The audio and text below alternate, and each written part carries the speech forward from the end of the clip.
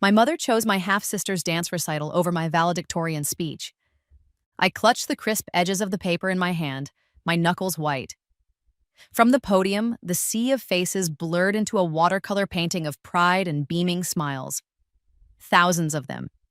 But the only two seats I truly saw were the empty ones in the third row. Dad's chair and the one beside it that should have held my mother. She'd chosen Emma. Again. The familiar, hollow ache threatened to bloom in my chest, a ghost of a pain I no longer had to feel.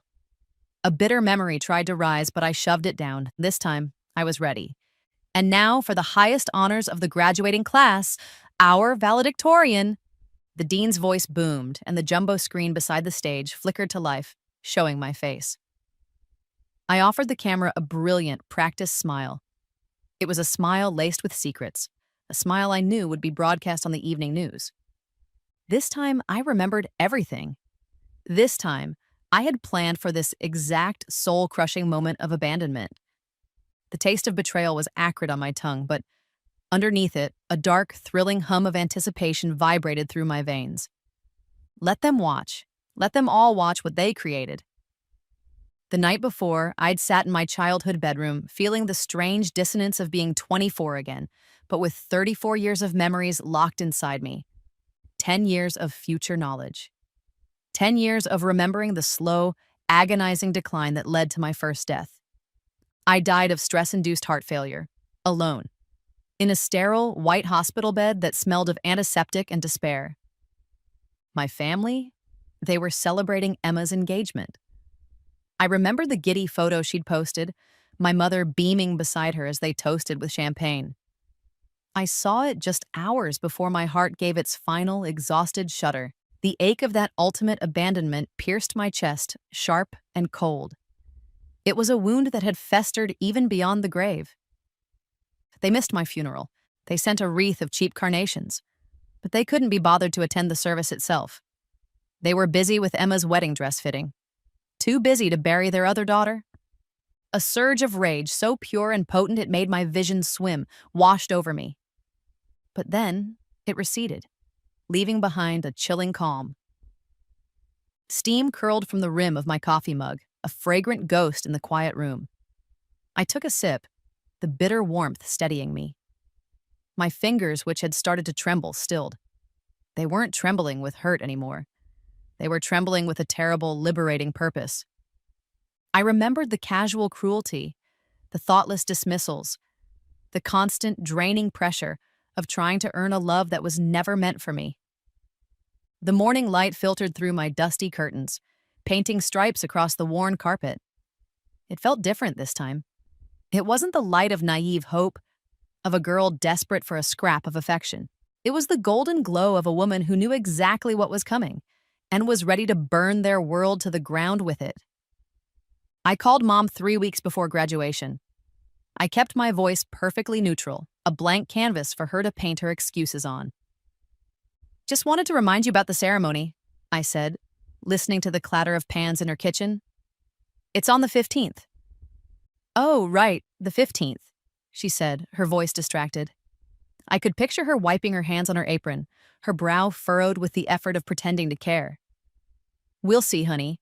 Things are just so hectic with Emma's recital that same day." Then I heard it, faint but clear, just as my memory had foretold. Emma's delighted laughter echoing from somewhere deeper in the house. The sound used to shatter me. Now it was just a data point. Confirmation. "We'll see, honey." The same dismissive tone, the same casual relegation of my once-in-a-lifetime achievement to a scheduling conflict. A familiar sharp stab of rejection twisted in my gut, but this time it felt different. It was fuel, not poison. I set my phone down on the desk with surgical precision. My hand was perfectly steady. The old me would have been crying, my breath catching in ragged sobs of despair. The new me felt nothing but a cold, clear focus. Outside my window, a spring rain began to fall, drumming a soft, relentless rhythm against the glass. It matched the determined beat of my heart. I opened my laptop, the screen illuminating my face in the dimming afternoon light. The cursor blinked expectantly. With deliberate keystrokes, I began researching broadcast journalism programs at the top universities in the country. Their chapter in my life was ending. Mine was just beginning. A week later, I was on the phone with Channel 7 News. My heart didn't pound with nerves. It beat with the steady, rhythmic assurance of a predator closing in. "My name is Anya Petrova," I began, my voice pitched to convey earnest, youthful sincerity. "I'm the valedictorian at State University this year, and I have a human interest story I think your viewers might find compelling." I pitched the angle with calculated vulnerability.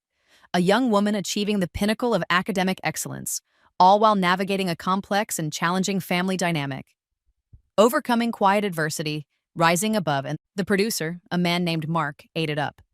His excited voice crackled through the speaker. "Neglect, valedictorian? This is gold, kid, pure gold." He didn't know the half of it. He saw a tearjerker story about a resilient girl. I was building a stage for public execution. My reflection stared back at me from the black screen of my laptop. The smile I wore didn't reach my eyes. They were cold, ancient things, holding the weight of a life already lived and lost. "We can have a camera there," Mark continued, his voice buzzing with professional hunger. "Focus on you during the speech. Get some shots of your proud family." "They won't be there," I said, letting a perfect note of tragic acceptance color my tone. The silence on the other end of the line was electric. I had him. "What? They're not coming to their own daughter's valedictorian ceremony?" "My sister has a dance recital," I said simply, letting the profound injustice of the statement hang in the air. Mark was practically salivating. He sent the contract over within the hour. I printed it out, the paper warm from the printer. It felt heavy in my hands, each clause a carefully laid trap, every signature line a point of no return. Signing my name at the bottom didn't feel like an agreement. It felt like loading a weapon. Graduation morning arrived with the thick, sweet scent of lilacs drifting through the open window and the buzz of nervous anticipation in the air. I drove to my parents' house, a final pilgrimage to the place that had almost broken me. The scene in the living room was a perfect, painful replica of my memories. Emma, my younger half-sister, pranced around in a cloud of pink tulle and glittering sequins. She was a vision of youthful self-absorption. Mom hovered around her, fussing over every sequin, her face a mask of maternal adoration. "Hold still, sweetie," she murmured, adjusting a strap on Emma's costume. "We want you to look perfect for your big day." She hadn't even asked me what color my honor stole was. She finally turned to me, her expression shifting into that familiar, practiced look of guilt. It was a look designed to elicit my compliance, my understanding, my forgiveness. It used to shatter me. "You understand, don't you, sweetheart?" Her voice was a soft, manipulative caress. "Her recital is just so important, and the timing is impossible." I met her gaze, my own face a placid mask of acceptance. I had to bite the inside of my cheek to keep a triumphant, vicious smile from splitting my face. The sharp, coppery taste of blood bloomed on my tongue. It was the taste of control. I gave a slow, deliberate nod. "Of course, Mom," I whispered, my voice a perfect imitation of the dutiful, forgotten daughter she expected me to be. "I understand perfectly." The ceremony unfolded like a beautiful, slow-motion catastrophe. Each moment was perfectly choreographed by my memories, but this time it was underscored by the thrill of impending revenge. The air in the auditorium was thick with the scent of perfume and hairspray, the murmur of thousands of proud conversations, a dull roar in my ears. When they called my name for the highest honors, I walked to the podium with a confidence that felt utterly alien and yet completely natural.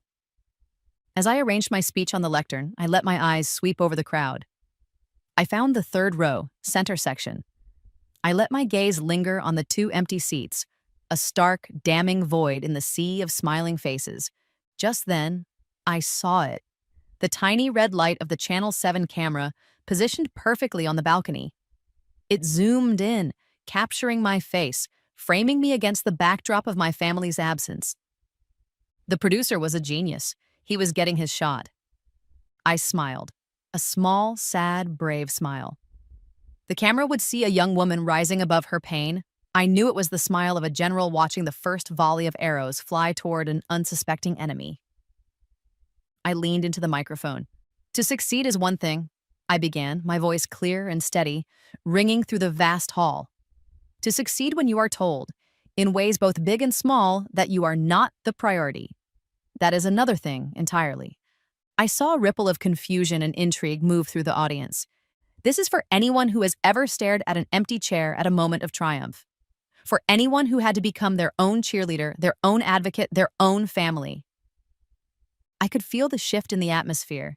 This wasn't a standard valedictorian speech anymore, and as I spoke about rising above the people who seek to diminish you, about finding your worth not in their validation but in your own resilience, I felt it. The first beautiful hairline crack appearing in the foundation of their perfect curated world. I finished my speech to a thunderous, stunned ovation. As I walked back to my seat, my phone, tucked away in my pocket, began to vibrate. A text message from Mom. The screen lit up with her name and a wave of ice-cold satisfaction washed over me. The panic had begun. I silenced the phone without looking at the message. They could wait. As the dean handed me my diploma, a single thought echoed in the newfound quiet of my mind. They thought they had shattered me in my last life. This time, would they break as easily as I once did? I didn't go to the reception party I'd half-heartedly planned. Instead, I went back to the small, off-campus apartment I'd rented, a place they had never bothered to visit. I stripped off the graduation gown, letting it pool on the floor like a black shadow. It had served its purpose. 3 hours after the ceremony, my phone rang. The screen flashed with the name Mom. Right on schedule.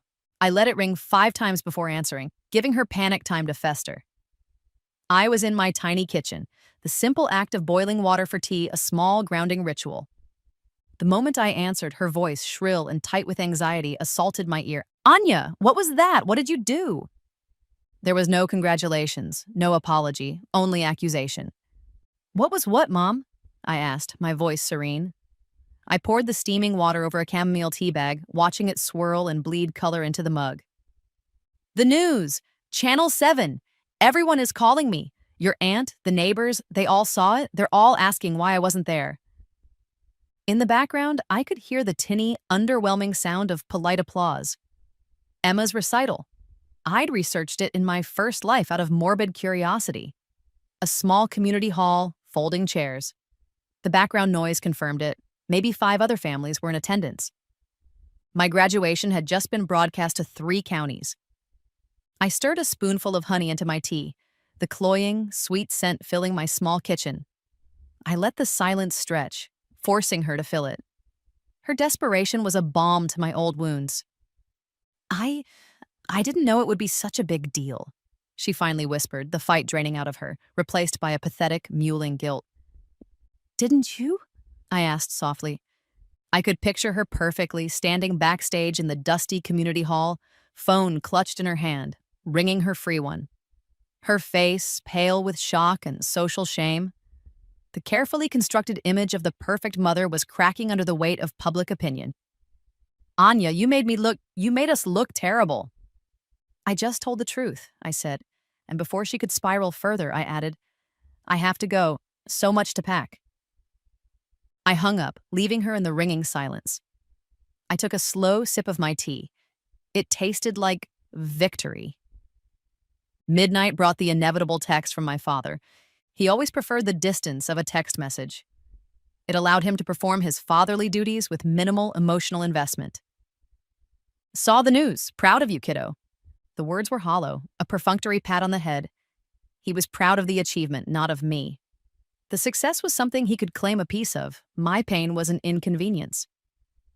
A second text followed immediately. "Your mother's having a rough time. This is hitting her hard." I stared at the words, a cold, familiar fury coiling in my stomach. There it was. The transaction. He'd offered a crumb of praise, and now it was my turn to pay. My job, as always, was to manage my mother's feelings, to soothe the guilt of the woman who had just publicly abandoned me. I remembered every lesson he'd ever taught me about love. It was conditional. It was a currency, measured and weighed against Emma's endless, grasping needs. He was the chief financial officer of our family's emotional economy, and I was always in debt. From my small apartment window, the city lights twinkled, a galaxy of indifferent stars. They didn't care about my family's petty dramas. They just burned. I felt a kinship with them. My fingers hovered over the keyboard. The old Anya would have typed a long, reassuring paragraph, promising to call Mom, promising to smooth everything over. She would have apologized for her own success making her mother feel bad. The new Anya typed 2 words, "I'm fine." No, that wasn't right. It was too passive. I deleted it. "Thanks, I'm doing great." I sent the message and turned my phone face down on the nightstand. The silence that followed from his end spoke volumes. He had made his move, and I had refused to play my part. He'd expected me to rush in and fix it, to absorb their discomfort like a sponge. Let them soak in it. The next morning, my apartment door burst open. I didn't even have time to register the knock. Emma stood there, a tempest of designer athleisure wear and manufactured distress. Her perfect, doll-like face was streaked with tears, and she clutched her phone in her hand like it was a mortal wound. She didn't say hello. She didn't ask how I was. She just launched into her own personal tragedy. "Everyone at the studio hates me," she sobbed, stumbling dramatically into my living room. "They're all sending me screenshots from Twitter. They're saying I'm a spoiled brat, that Mom loves me more." She collapsed onto my secondhand sofa, her body racked with performative sobs. For a moment, I could only stare, marveling at the sheer gravitational pull of her ego. My life's greatest academic achievement, my public moment of triumph and pain, had somehow become a story about her suffering. It was breathtaking. I walked to the kitchen, retrieved the box of tissues, and handed it to her. My movements were calm, almost clinical. I was an anthropologist observing a strange, fascinating creature in its natural habitat. "They're calling me hash recital brat," she wailed, burying her face in her hands. "My friends are asking why Mom would miss your graduation for me. It's so humiliating." The morning sun streamed through the window, illuminating the dust motes dancing in the air and catching the genuine tears on her eyelashes. That was the most incredible part. Her confusion was real. In her universe, she was the sun. Everything and everyone was supposed to orbit her. The idea that my moment could eclipse hers, even for a day, was a fundamental violation of the laws of her physics. She genuinely could not comprehend it. She wasn't cruel out of malice, it was something more profound, more innocent. She was cruel because it simply never occurred to her that other people had feelings at all. My best friend Jessica called during my lunch break. I was eating a crisp apple, enjoying the sharp, clean taste. It was a stark contrast to the sound of Jessica's voice, which was tight with a poorly concealed envy that she tried to mask as concern. "Anya, oh my God, I saw the clip online. Are you okay?" she asked, a little too breathlessly. "I'm fine, Jess. Better than fine, actually. It's just, I can't believe you went to the media without telling me," she said. And there it was. Not, "I can't believe your family did that to you," but "I can't believe you had a secret I wasn't a part of." I could hear her chewing in the background, a wet, smacking sound. Salad. She'd been subsisting on joyless salads for months, ever since I'd started pulling ahead of her academically. A flood of memories returned. The way she'd subtly downplay my A-pluses. The way she'd offer backhanded compliments about my outfits. The constant, low-level campaign to keep me tethered, to ensure I was always just slightly less successful, slightly less confident, slightly less than her. I was her supporting character, the one who made her feel like the star. Now, I had gone off script. The plastic shell of my phone felt slippery in my palm. My hand was sweating slightly, not from nerves, but from a surge of clarifying anger. She wasn't angry because I was hurt. She was furious because I was winning. It all happened so fast. I lied smoothly. It was a whirlwind. "Well, you could have called," she sniffed, the envy now curdling into petulance. "Some of us are actually worried about you." "I appreciate the concern, Jess," I said, my voice cool and dismissive, "but I have it handled." I ended the call, my appetite gone. The apple suddenly tasted like ash. Another name to cross off a list I hadn't realized I was keeping. Later that evening, a notification popped up from Michael. My longtime, hopeless crush, the one I'd wasted years mooning over. "Congrats on the speech, that was intense. Hope you're okay." The message was punctuated with a hollow-looking prayer hands emoji. The sympathy felt cheap, obligatory. In my first life, this text would have sent me into a spiral of hope. But now, I remembered. I remembered with chilling clarity what happened next. A week after my graduation, he had asked Emma to be his date to a summer wedding. It was the final devastating blow to my 24-year-old heart. Curiosity, cold and sharp, propelled my fingers across the screen. I opened his Instagram. His latest story was still active. It was a short video, poorly lit and shaky. A clip of a young girl in a pink tutu spinning on a stage. Emma. My blood ran cold. In the bottom corner of the screen were the digital stamps. The location tag, Northwood Community Hall. The timestamp, yesterday, 6:15 p.m. He hadn't just skipped my graduation. He'd skipped it to be at her recital. He had chosen her. Again. My heart rate didn't spike. There was no painful lurch in my chest. There was only the quiet, efficient hum of a machine gathering data. I took a screenshot of the video, then another of his profile, then one of his hollow text message to me. I created a new encrypted folder on my phone. I named it Evidence. This wasn't a heartbreak, this was ammunition. Each betrayal, each lie, each casual cruelty from my inner circle was another file for the folder. Another piece of the war they still didn't know they were fighting. As I saved the last screenshot, my laptop pinged with an incoming email. The subject line glowed on the screen, a beacon of promise in the darkroom. Subject, your application to Northwestern University. An update. I clicked it open, a slow, genuine smile spreading across my face for the first time all day. They were all drowning in the mess I'd made yesterday. But me? I was already moving on to tomorrow. I opened the email from Northwestern University. My heart a steady, rhythmic drum against my ribs. There was no anxiety, no desperate hope. Only the calm certainty of a general who had already mapped the battlefield. The words glowed on the screen, each one a brick in the foundation of my new life. Dear Miss Petrova, the admissions committee was deeply impressed not only by your outstanding academic record, but also by the powerful story of resilience featured on Channel 7 News. It is with great pleasure that we offer you a place in our Master of Science in Journalism program, along with the Dean's full academic scholarship. Full scholarship. The words hung in the air, shimmering with possibility.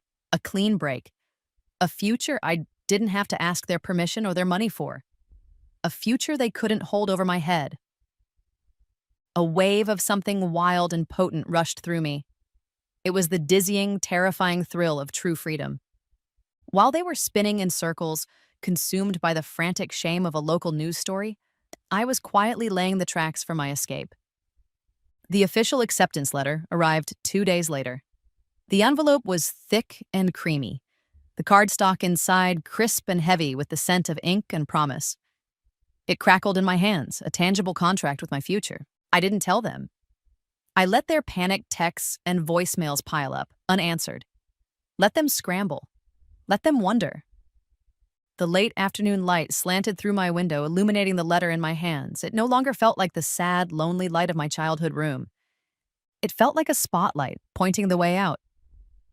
But Northwestern was for the fall. I still had the summer to conquer. My next move was planned before the ink on the acceptance letter was even dry. I opened my laptop and navigated to the CNN summer internship portal. The most prestigious, most competitive journalism internship in the world. In my first life, I wouldn't have dared. I would have been paralyzed by inadequacy, my confidence already eroded to dust by my family. But the old Anya was dead and buried. I uploaded the Channel 7 news clip as my primary portfolio piece. It was a masterclass in narrative control, and I knew the producers at CNN would recognize that. Then came the essay questions. The big one stared at me from the screen. Describe a time you overcame significant adversity. A slow, predatory smile touched my lips. This was my kill shot. I wrote with surgical precision, each word a carefully sharpened scalpel. I didn't use words like neglect or abuse. I was more subtle, more devastating. I learned early on that the loudest applause must often come from within, I wrote. My academic journey was a solitary one, navigated not with a map provided by family, but with a compass I had to build myself from scratch. Each success was celebrated in quiet solitude, a candle lit in a room of one. I painted a picture of stoic resilience, of quiet strength. I turned their indifference into the fertile ground from which my independence grew. I made myself the hero of the story they had tried to erase me from. My laptop screen reflected my face as I reread the final draft. It was a portrait of cold, hard satisfaction. I hit submit. The confirmation page loaded, a simple, sterile notice of receipt. To me, it was a declaration of war on a much, much bigger stage. My mother called on Friday, her voice syrupy with false warmth. "Anya, honey, we're having a pot roast on Sunday. Your favorite. Please come. We need to talk. We miss you." It was a trap, and we both knew it. A performance. An ambush of manufactured remorse where I was expected to absolve them of their sins so they could feel better about themselves. "I'll be there," I said, my voice as sweet as hers. I walked into that house on Sunday and was immediately assaulted by the thick, heavy smell of Mom's pot roast.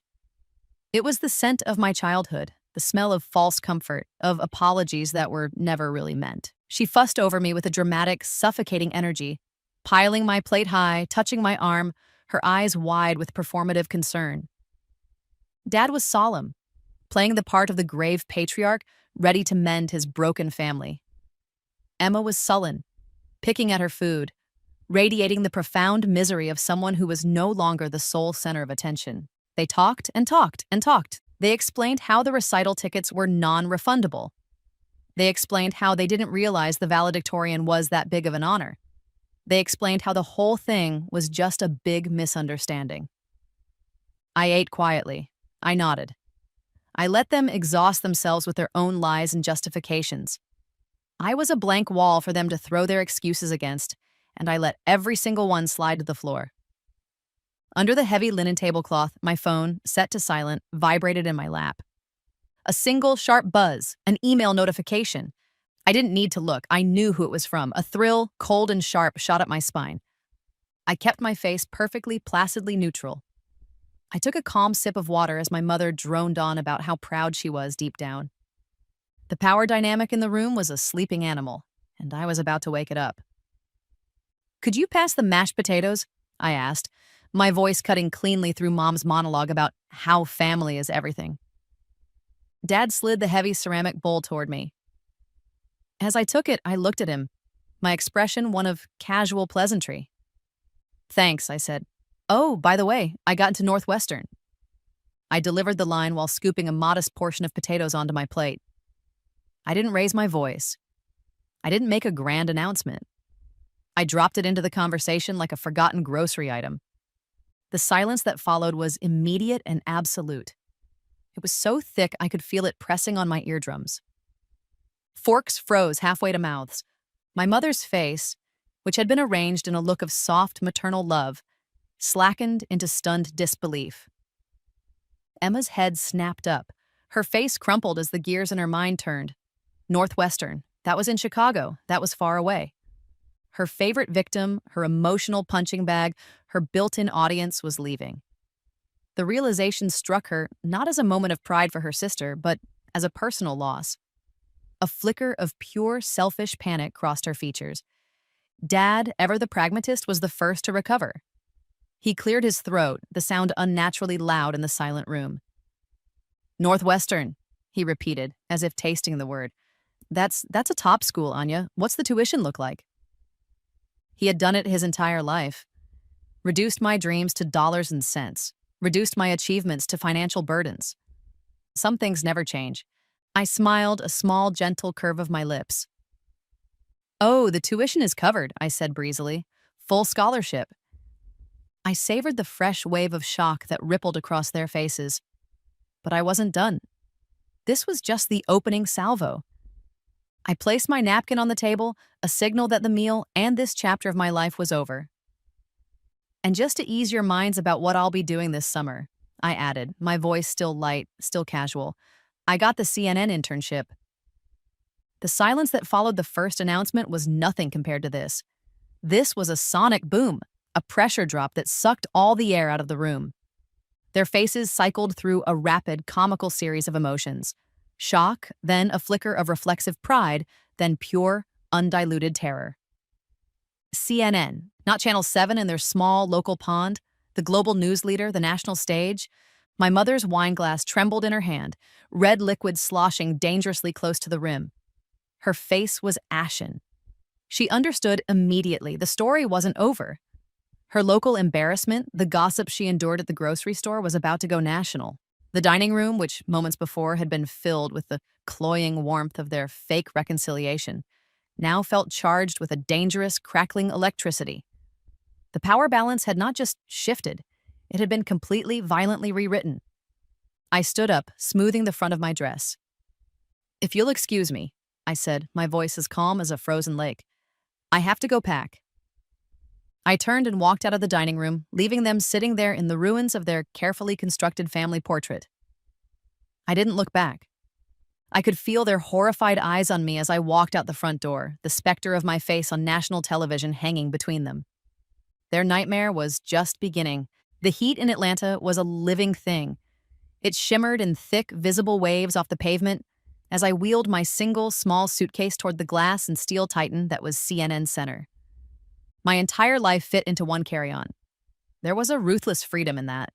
The building rose into the hazy summer sky like a monument to everything the girl I used to be would have considered impossible. She would have been terrified to even step on the plaza. Her knees would have shaken, her palms would have sweat. I felt nothing but a cool, thrilling sense of arrival. My intern press badge was clipped to my shirt. The plastic was stiff and new, a small, rectangular shield. It felt like armor plating over my heart. I walked through the revolving doors, my sensible heels clicking with sharp authority on the polished marble floors. The sound echoed in the vast, cathedral-like lobby, a declaration of my presence. I belong here. The old Anya was a ghost. This was my resurrection. My first week was a blur of frantic energy. I fetched coffee, ran scripts, and logged footage with a quiet competence that got me noticed. I kept my head down and my eyes open. On Friday, a woman with a razor-sharp bob and eyes that missed nothing pulled me aside by the bustling break room. She was Sarah Mitchell, one of the senior producers for Anderson Cooper 360, a legend. "You're Anya Petrova," she said. It wasn't a question. The valedictorian from the Channel 7 piece. "I am," I confirmed, keeping my expression neutral. "That was compelling television," she said, her gaze intense, analytical. She wasn't complimenting me, she was evaluating a product. The empty chair, the speech, it had a strong narrative hook. The break room buzzed around us, a hive of producers and anchors vibrating with the ceaseless energy of the 24-hour news cycle. I could taste the ambition in the air, mixed with the scent of burnt coffee. "I was thinking," she continued, lowering her voice slightly, "that there's a follow-up story here. A bigger one. A national one. A deeper dive into family dynamics, academic pressure, and the myth of the perfect suburban family." She was offering me a cannon. I took a slow sip of the coffee I was holding, the bitter liquid a welcome jolt. I met her hungry, intelligent gaze over the rim of the cup. "What did you have in mind?" I asked. The taste in my mouth wasn't just coffee anymore. It was opportunity. It was the exquisite, long-awaited taste of revenge. A week later, I was on a plane, descending through a thick blanket of clouds toward the city that had been my entire world, my childhood prison. From the air, the suburban sprawl looked so orderly, so peaceful, a lie. The CNN crew van, big and black and official, pulled up to our manicured front lawn. The quiet street fell silent as neighbors peeked through their blinds. Cameras, C-stands, and cases of equipment were unloaded onto the driveway. The familiar landscape of my home was instantly transformed into something else. A set. A location. A place to be exposed. Its secrets vulnerable to the harsh, unblinking eye of the camera. I walked through the front door and found my mother in the living room, her hands shaking as she tried to apply a thick layer of foundation. She was preparing for national scrutiny, as if she were getting ready for a party. My father stood stiffly by the fireplace, wearing a suit jacket that looked too tight, his face a mask of forced cordiality. Emma was nowhere to be seen, hiding. The late afternoon sun cast long, harsh shadows across our front yard through the bay window, making everything, the faded chintz sofa, the dusty family photos on the mantel, look smaller, shabbier. and meaner. The illusion of the happy family home was already crumbling under the weight of the lights. The crew was ruthlessly efficient. They rearranged our living room, turning it into a sterile stage. The worn furniture, once a symbol of comfortable family life, looked pathetic and worn out under the blaze of the professional lights. They positioned 2 chairs opposite the sofa. I sat in one. Sarah, the interviewer, sat in the other. My family was arranged on the couch. A portrait of discomfort. I sat across from them, my posture perfect, my hands resting calmly in my lap. The camera was positioned over my shoulder, capturing both my composure and their collective squirming. Emma had finally been coaxed out of her room. She fidgeted with the hem of her sweater, her eyes darting around the room, finally understanding that for once, this wasn't about her. The lights weren't for her. The attention wasn't for her. She was merely a supporting character in my story, and she hated it. The air conditioning hummed, fighting a losing battle against the heat of the 3 massive LED panels that lit the scene. The room was sweltering, but I felt ice cold. Pure, absolute focus. Sarah started with soft questions, lulling them into a false sense of security. Then, she moved in for the kill. "Mrs. Petrova," she said, her voice gentle but firm. "Can you tell the audience why a dance recital took precedence over your daughter's valedictorian address?" My mother opened her mouth, a flustered, rambling excuse forming on her lips. "And Mr. Petrova," Sarah continued, turning to my father before Mom could answer. "Anya has described her academic journey as a solitary one. As a father, how does it feel to hear that?" I watched them. I watched their narrative crumble. I watched their carefully constructed reality fall apart under the simple, direct pressure of the truth.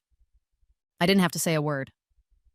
The segment aired on a Tuesday night during the primetime slot on Anderson Cooper 360. I watched it alone from my sleek, corporate-sponsored hotel room in downtown Atlanta. The city lights glittered outside my window, a sprawling universe of possibility. On the large television screen, my life played out in high definition. There was the shot of me at the podium, the zoom-in on the empty chairs, my mother's flustered, nonsensical excuses, my father's stiff, evasive answers, Emma looking like a sullen child.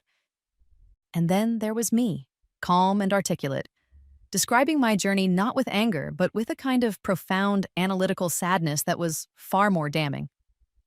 The moment the segment ended, my phone, sitting on the nightstand, exploded. It wasn't a vibration, it was a sustained, violent seizure. A torrent of notifications, texts, and calls flooded the screen, coming in so fast the display couldn't keep up. I picked it up and opened Twitter. My name was trending. But so was something else, a hashtag, #GraduationGate. It was everywhere, thousands of tweets per minute, people sharing their own stories of being the second-choice child, of missed games, of forgotten birthdays, of their own empty chairs. My story was no longer my own. It had become a vessel for thousands of others, a flashpoint for a conversation that millions of people were apparently waiting to have. I watched the numbers climb, my heart beating with a powerful, triumphant rhythm. I had planted a single seed of revenge, and it had grown into a national forest fire. From my hotel room high above the city, I watched the world burn with the truth I had set loose. And for the first time in either of my lives, I felt powerful, I felt free. The viral tidal wave of #GraduationGate swept me into a new reality. My phone became a constant, shrieking siren of opportunity. Bookers from every morning show in the country called Good Morning America, CBS Mornings, The Today Show 1. They flew me to New York, first class. I sat in the legendary green room at 30 Rockefeller Plaza, a plate of untouched artisanal pastries on the table beside me. A famous actor was running lines in one corner. A senator was scrolling through his phone in another. They were titans in their worlds. But in this small, buzzing room, I was the main event. I was the story everyone was talking about. A makeup artist dusted powder onto my face, murmuring about bringing out my eyes. I looked at my reflection in the brightly lit mirror. The woman staring back was a stranger. Her eyes weren't haunted by a desperate need for approval. They were calm, steady, and sharp, with a media-savvy intelligence I had acquired with astonishing speed. She was confident. She was powerful. She was someone I barely recognized, and I liked her immensely. When I walked out onto the set, the studio lights felt different than the ones in my parents' living room. Those had been harsh, interrogating lights meant to expose. These lights felt warm. They felt like a spotlight. They felt like a welcome. In the midst of the media whirlwind, the desperate calls from my family continued, each one more frantic than the last. They were no longer angry. They were terrified. Mom called me sobbing, her voice ragged with a panic so deep it was almost incoherent. "You have to make it stop, Anya. Please," she begged. "Beverly from next door crossed the street to avoid me at the grocery store. Someone egged the garage door." Her world was shrinking, her social standing evaporating. The shame she had inflicted on me was now her own, magnified 1,000 times over. Then came the call from my father, his voice strained with a fury he was trying and failing to contain. "Do you have any idea what you've done?" he seethed. "My firm has been getting calls. Potential clients, questioning my character, Anya. This is affecting my livelihood." Even Emma's tiny, glittering world was imploding. Her dance studio had gently suggested she take a break until the negative attention died down. Her stage had been taken from her. I listened to their pleas, their threats, their weeping. I listened with the detached clinical interest of a scientist observing specimens squirming under a microscope. Their pain felt distant, academic. It couldn't touch me anymore. They thought this was about public opinion. They thought if they could just weather this storm, things would go back to normal. They had no idea. The storm hadn't even truly started yet. Between media appearances in New York, I scheduled a different kind of meeting, a quiet one, far from the cameras. The law office of Patterson, Davies, and Stern smelled of old leather, lemon polish, and the kind of money that doesn't need to be flashy. It was a secret I had kept even from myself in my first life. I had been too drowning in my own pain, too focused on their rejection to ever look into it. My maternal grandmother, a woman I barely remembered, had been sharp, shrewd, and completely mistrustful of my father. She had left her entire estate to me. It was locked in a trust, untouchable by my parents, with a single condition. I could not access the principal until my 25th birthday. My 25th birthday was 3 weeks away.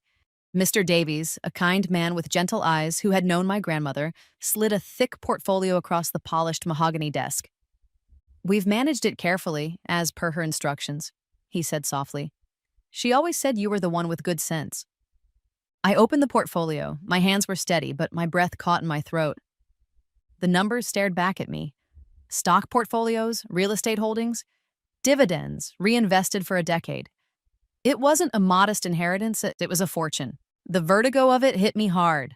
All those years, I had been fighting for scraps from their table, desperate for their approval, their financial support for college, their validation. I had been a millionaire the entire time. I wasn't just a successful intern anymore. I was wealthy. I was independent in a way I had never, ever imagined. The knowledge settled in my bones, not with a giddy rush, but with an ice-cold, liberating calm. This changed everything. My final interview was back at CNN, a follow-up primetime special with Anderson Cooper himself. It was the closing act of the public drama of Graduation Gate. He was asking me about my future, about Northwestern, about the internship. "It's an incredible opportunity," I said, looking directly into the camera, speaking to the millions of people watching. "And I'm grateful for it. It's given me the confidence to finally step out on my own." I paused, letting the moment hang in the air. "But the irony," I continued, a small, sad smile playing on my lips, "is that I never actually needed their approval. I never needed to worry about a scholarship or a starting salary." Anderson leaned forward, his journalistic instincts flaring. "What do you mean?" I turned to him, my expression one of simple, factual revelation. "My grandmother left me a significant inheritance. It's been in a trust, inaccessible until my 25th birthday, which is next month." I let that sink in before delivering the final blow. "I've had my own resources all along. I just didn't know the extent of them." I saw it in his eyes. The instant understanding of a master storyteller realizing the narrative had just taken a shocking, unbelievable turn. The producers would be screaming in the control room. The camera held on my face as the entire country absorbed the twist. The neglected daughter, the underdog who overcame her family's indifference to achieve success. was actually a secret heiress. The story wasn't about a victim anymore. It was about a fool and his gold, an entire family of fools. I could almost hear their phones starting to ring, the frantic calls from reporters now scrambling to verify the biggest twist in a story that had captivated the nation. The trust fund revelation aired on a Thursday night. The producers had worked miracles. The segment was updated with B-roll of my grandmother's stately mansion in Connecticut and a graphic illustrating the astonishing growth of her investment portfolio. Social media didn't just explode, it went supernova. The narrative shifted instantly. The commentary wasn't just about neglect anymore, it was about karma, about the sheer cosmic foolishness of a family who had ignored and belittled a secret millionaire in their very midst. They weren't just bad parents anymore, they were idiots. I watched it all unfold from my new apartment, a penthouse in one of the newest, most exclusive buildings in Atlanta.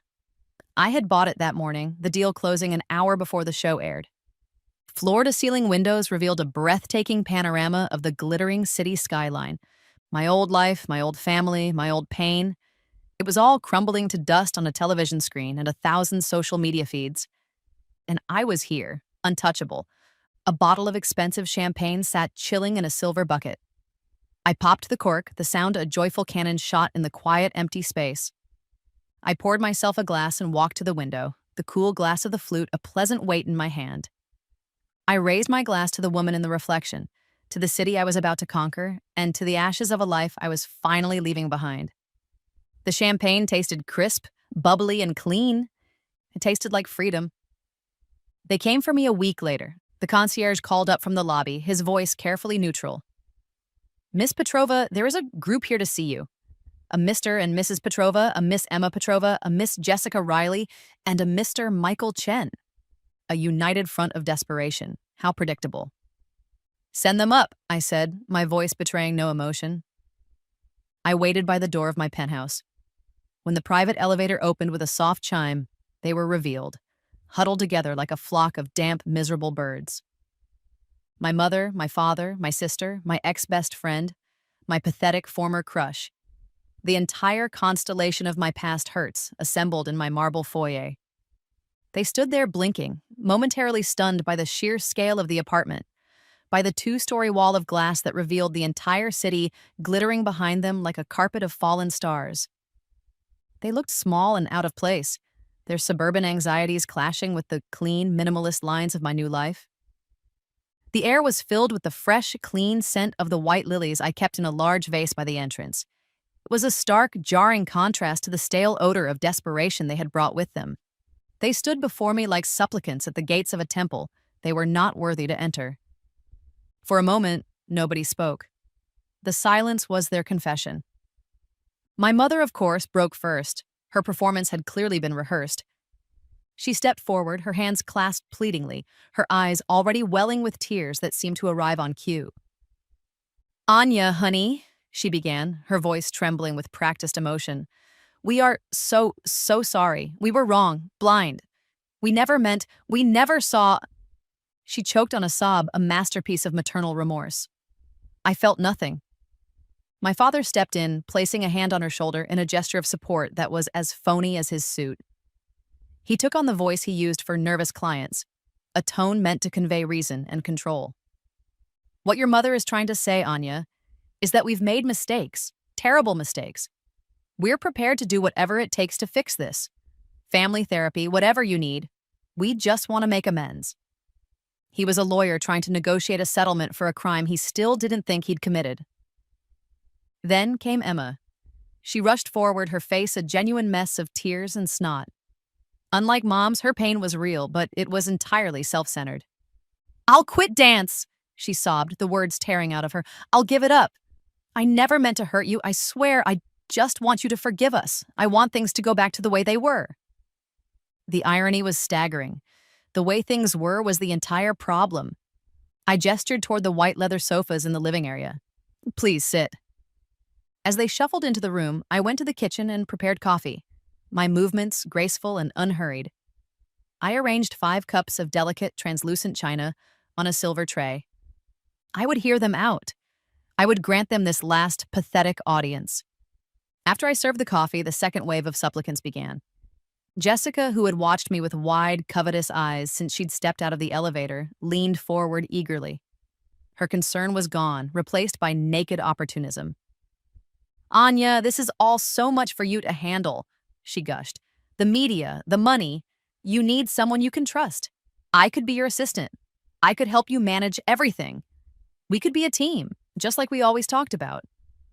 We had never, not once, talked about that. Then came Michael. He had the decency to look ashamed, but it was overshadowed by a desperate, grasping hope. "I was an idiot, Anya," he said, his voice low and earnest. "I was scared. I think I've always had feelings for you, but I was too intimidated by how incredible you are. I should have been at your graduation," he continued, his eyes pleading. "I chose wrong. Let me make it up to you." The air grew thick with their combined desperation. It had a taste, sharp and metallic like copper. It was the taste of their greed, their fear, their frantic calculations. I sipped my coffee, watching them over the rim of my cup. My mind felt strangely quiet. I watched them with the same detached fascination I'd once reserved for nature documentaries about chimps fighting over scraps of fruit. Their social dynamics were so primitive, so predictable. I let them talk. I let them exhaust themselves with their promises and their practiced apologies and their frantic, desperate negotiations. They offered me everything they thought I could ever have wanted from them. Their time, their attention, their approval, their love.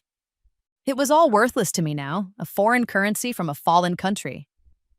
The afternoon sun slanted through the massive windows, casting long, dramatic shadows across the gleaming hardwood floors.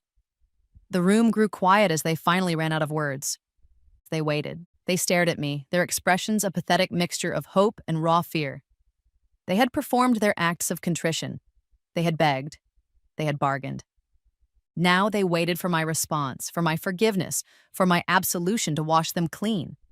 My word was the key that would either lock or unlock their future. I took one last slow sip of my coffee. Then I leaned forward and placed the china cup back on its saucer. The sound of the porcelain touching the marble coffee table was quiet, but in the dead silence of the room, it rang out with the sharp, definitive finality of a judge's gavel. The trial was over. A verdict had been reached. No. The word was a stone. Small, smooth, and heavy. It fell into the suffocating silence of the room and shattered it into a million pieces. It wasn't angry. It wasn't emotional. It was a simple, objective fact. The simplicity of it seemed to shock them more than any elaborate, vengeful speech ever could have. Their faces, which had been arranged in masks of pleading hope, slackened into raw, stunned disbelief. They looked at me as if I had just spoken in a language they didn't understand. I stood up, my movements fluid and calm. I smoothed the front of my silk dress, a garment that cost more than their monthly mortgage payment. Then I turned my back on them. I walked to the vast wall of windows and looked out at the city that sprawled below me. My city. My future. "You can see yourselves out," I said, my voice as calm and quiet as morning mist. I heard a strangled gasp, probably my mother's. I heard a sharp intake of breath. I heard the rustle of clothing as they stood, clumsy and defeated. I didn't turn around. I just kept looking at the horizon as I listened to their shuffling footsteps retreat across the floor. I listened to the soft, polite chime of the elevator as it arrived to carry them, and their entire world of poison away from me forever. I stayed there until I heard the final, quiet swoosh of the elevator doors closing, sealing me in, and them out. And then I took a deep, clean breath. Finally, I was alone,